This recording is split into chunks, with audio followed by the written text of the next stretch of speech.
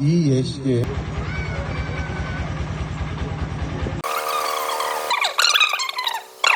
양가 어머니들께서 나오셔서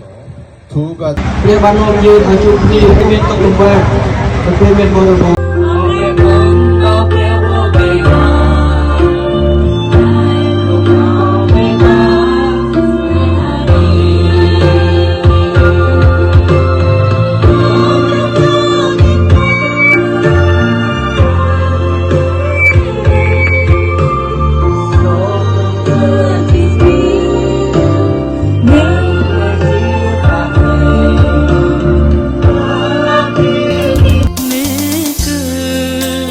ថ្ងៃដ៏សែនមានន័យ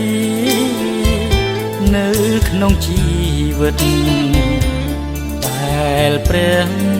បានរៀបចំសំគុំចិត្តដូចទឹកងំរិតមានអ្វីប្រៀប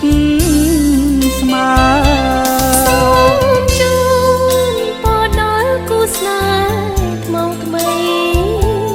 នៅថ្ងៃរៀបការសូមព្រះអង្គម្ចាស់ព្រះបបិតាជួយដល់ស្នេហាជួបតែសុខសាន្តសូមព្រះជាម្ចាស់ប្រទានពរជ័យប្រទានសេរីរុងរឿងការសូមជួបតែសុភមង្គលក្នុងវេលាឲ្យបានជួបតែក្តីសុខសាន្តនៅក្នុងគ្រួសារ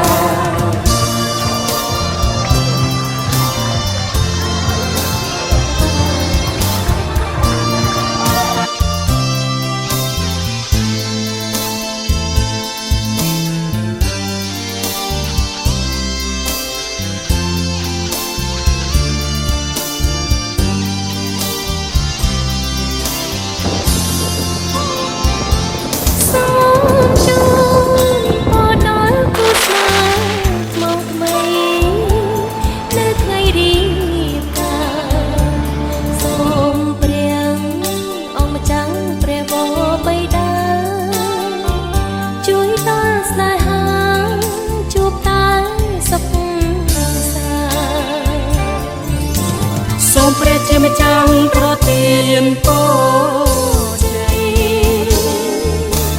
ប្រទានសេរីរុងរឿងការ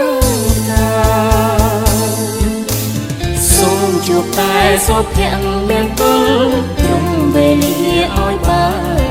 នជួបតែក្តីសុខសាន្តនៅក្នុងគ្រួសារយើងខ្ញុំសូមជូនពរដល់គូស្វាមីភរិយាថ្មីនៅថ្ងៃរៀបការសូមជួបតែសុភមង្គលគ្រប់ពេលវេលា